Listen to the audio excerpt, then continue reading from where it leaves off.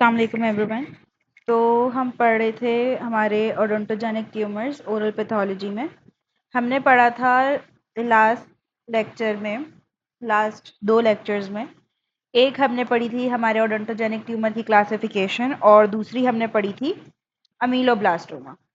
ठीक है, हमें इतनी बात तो याद है कि हमने ओडोंटोजेनिक ट्यूमर्स पढ़े थे, उसमें हमने क्लासिफिकेशन में ये पढ़ा था कि हमारे पास 3 तरह के होते हैं, बेनाइन, ओडोंटोजेनिक और कंजेनिटल। फिर हमने स्टार्ट किए थे अपने बेनाइन ट्यूमर्स। फिर बेनाइन में हमने पढ़े थे कि हमारे पास होते हैं एपिथेलियल लीजन्स और हमारे पास होते हैं मीजेनकाइमल लीजन्स। ठीक है, फिर एपिथेलियल जब हमने स्टार्ट किया था तो उसमें फिर हमने पढ़ा था कि 2 तरह के होते हैं, विदाउट ओडोंटोजेनिक मीजेनकाइम और विद ओडोंटोजेनिक मीजेनकाइम। तो हमने विदाउट वाले लीजन्स प्रॉपरली स्टार्ट किए थे, studying different types of those lesions. ठीक है, तो हमने अपना फर्स्ट अमीलोब्लास्टोमा कवर किया था। इस लेक्चर में हम कवर करेंगे अपने स्क्वामस ओडेंटोजेनिक ट्यूमर को और कैल्सिफाइंग एपिथेलियल ओडेंटोजेनिक ट्यूमर को।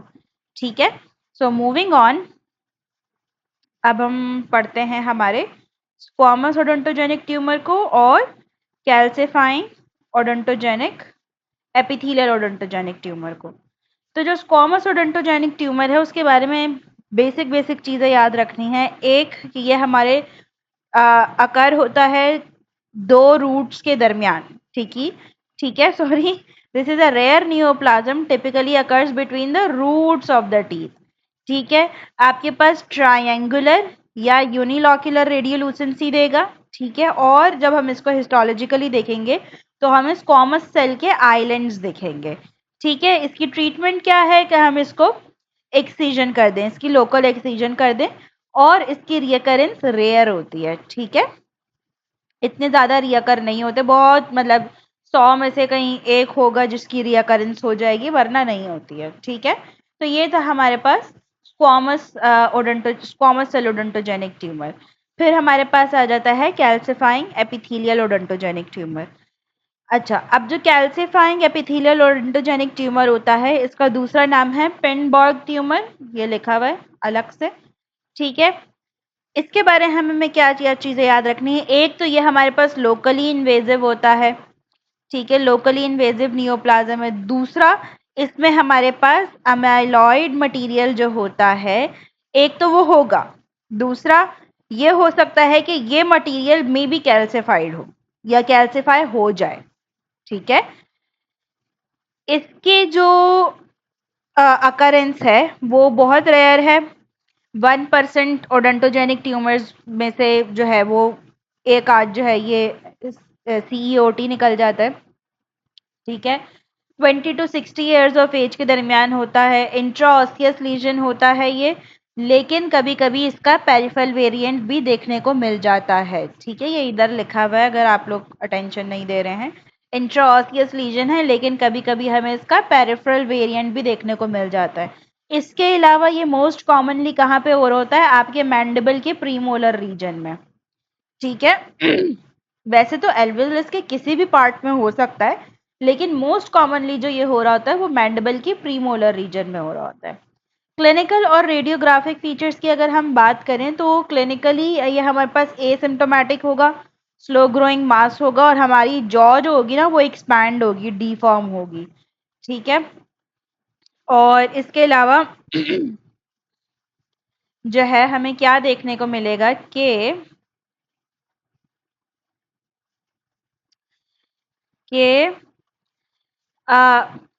जो इसके जिंजिवल लीजन्स हैं, पेरिफेरली जिंजिवा, जाहिर सी बात है जब जॉ एक्सपेंड हो रही है तो आपका म्यूकोजा भी खिंचेगा ऑब्वियसली। ठीक है, तो जो जिंजिवल लीजन्स इसमें आते हैं ये फर्म पेनलेस मासेस होती हैं। ठीक है, रेडियोग्राफ पे ये हमारे पास दोनों किस्म की रेडियोलुसेंसीज दे रहा होता है, रेडियोलुसेंट भी होता है, रेडियोपेक भी होता है। यूनिलॉक्यूलर और मल्टीलॉक्यूलर दोनों किस्म की जो है वो ये रेडियोलुसेंसी या अपेयरेंसेस दे रहा होगा। इसके अलावा मोस्ट कॉमनली ये जो हमारे पास क्या बोलते हैं CEOT है, ये अनइरप्टेड टूथ के साथ एसोसिएट होता है अक्सर। जैसे ऊपर लिखा हुआ है कि premolar area of the mandible में होता है, ये उसको भी इन्वॉल्व करता है, लेकिन अक्सर ये थर्ड मोलर्स में भी आता है, क्योंकि आपके मोस्ट कॉमनली इम्पैक्टेड टूथ कौन से होते हैं? थर्ड मोलर मैंडिबल आता है ना इसमें। तो अनएरप्टेड टूथ के साथ ये एसोसिएटेड होता है।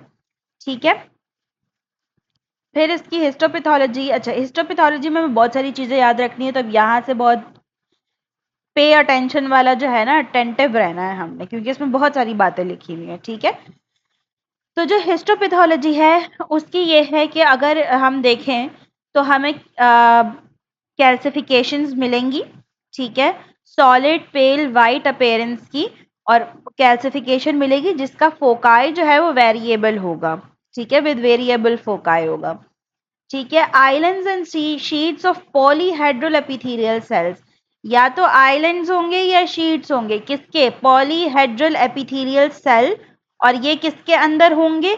अबंडेंट इजोनोफिलिक साइटोप्लाज्म, बहुत सारा इजोनोफिलिक साइटोप्लाज्म होगा, उसके अंदर क्या होंगे? बहुत सारे आइलैंड्स होंगे या शीट होंगे पॉलीहेड्रल एपिथेलियल सेल्स के। ठीक है, sharply defined cells and well developed intracellular bridges, जो भी एक सेल है उसके अंदर बहुत ज़्यादा इजोनोफिलिक साइटोप्लाज्म है, इसके अंदर आइलैंड्स बने हुए पॉलीहेड्रल एपिथेलियल सेल्स के।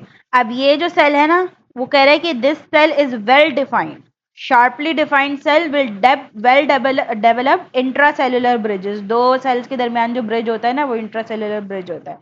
तो बहुत अच्छा well develop well defined intracellular bridges हैं और वेल डिफाइंड बॉर्डर्स हैं उस सेल के। ठीक है, जो न्यूक्लियस होता है इन सेल्स के अंदर, वो मोस्टली लार्ज होता है, पीलोमॉर्फिक होता है। ठीक है, और इस तरह के न्यूक्लियस बहुत ज़्यादा कॉमन होते हैं। ठीक है, ये इसकी एक रेडियोग्राफ है, ये देखें, ये इम्पेक्टेड आपका थर्ड मोलर है और इसके अराउंड ये आपकी ट्यूमर बना हुआ है। ठीक है, कैल्सिफाइंग एपिथेलियल ओडोंटोजेनिक ट्यूमर। इसके अलावा इसमें क्या बात हिस्टोपैथोलॉजी में बात की हुई है कि जो आपकी माइटोटिक एक्टिविटी होगी वो बहुत कम होगी, माइटोटिक फिगर्स आपको बहुत स्पार्श दिखेंगे। ठीक है, the sheets of the tumour cells are supported by fibrous stroma, जो भी शीट्स हैं वो एपिथेलियल पेरिफेरल एपिथेलियल सेल्स की, वो किससे सपोर्ट है? फिब्रस स्ट्रोमा का सपोर्ट है उनको। ठीक है, फिर जो amyloid appearing as an eosinophilic homogeneous hyaline material, कह रहा है जो अमाइलॉइड मटेरियल है ना इसके अंदर, वो हमारे पास कैसा आएगा? एक होमोजेनस इजोनोफिलिक हेलाइन मटेरियल के तौर पे आएगा, जो कि अक्सर कैल्सिफाइड होगा। ये बात हमने ऊपर इंट्रोडक्शन में भी देखी, मैंने बताई कि एमालॉइड मटेरियल होगा उसके अंदर और वो कैल्सिफाइड होगा। अब वो कैल्सिफाइड कैसे होगा? इजोनोफिलिक होगा और होमोजेनस मटेरियल होगा हेलाइन। ठीक है, और वो कैल्सिफाइड होगा। और कैल्सिफिकेशन कैसे होगी? इसकी कंसेंट्रिक रिंग्स बनी हुई होंगी, रिंग्स बनी हुई होंगी। ठीक है, अच्छा, इज प्रेजेंट विद इन और around the sheets of the neoplastic cells, कह रहे हैं वो जो शीट्स है ना उसके अराउंड कंसेंट्रिक रिंग्स बनी हुई होंगी। ठीक है, अब अगर हम इसको स्टेन करें, इस मटेरियल को अगर हम हिस्टोकेमिकल स्टेन करें, स्टेन कौन सा हम यूज करें? Congo red. तो जब हम कॉन्गो रेड करेंगे तो ये एप्पल ग्रीन कलर का हमें बायफ्रिंजेस देगा। ठीक है, जैसे ये वाली पिक्चर बनी हुई है ना, दिस पिक्चर। ठीक है, तो इसमें ये हमारे पास अगर हम इसको कॉन्गो रेड कलर से स्टेन करेंगे तो ये किस कलर का हमें बायफेरेजेंस देगा? क्रॉस एप्पल ग्रीन कलर का। ठीक है, also it is likely that the amyloid is drive from secreted enamel proteins, कह रहा है ये जो अमाइलॉइड है ये हो सकता है कि इनामल प्रोटीन से ड्राइव किया गया हो। ठीक है, इसके बाद इसकी मैनेजमेंट की बात की हुई है कि जो मैनेजमेंट है वो इसकी ये है कि आप इसको लोकली एक्सरसाइज कर दें, लेकिन साथ में थोड़ा सा नॉर्मल जो टिश्यू है वो भी निकाल दें। क्यों? क्योंकि इसके रिकरेंस होती है। ठीक है, अक्सर 20% ऑफ द केसेस के अंदर रिकरेंस हो रही होती है। ठीक है, ये नहीं हट रहा, हाँ, तो अक्सर 20% ऑफ द केसेस के अंदर रिकरेंस हो रही होती है।